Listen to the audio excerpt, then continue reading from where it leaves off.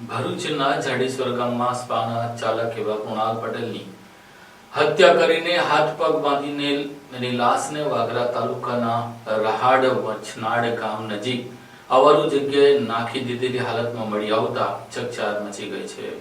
વાગરા પોલીસે ઘટના સ્થળે પહોંચી લાશનો કબજો મેળવીને તેની હત્યા કેમ કરવામાં આવી, તેના હત્યારા કોણ છે તે દિશામાં તપાસનો દોર શરૂ કર્યો છે।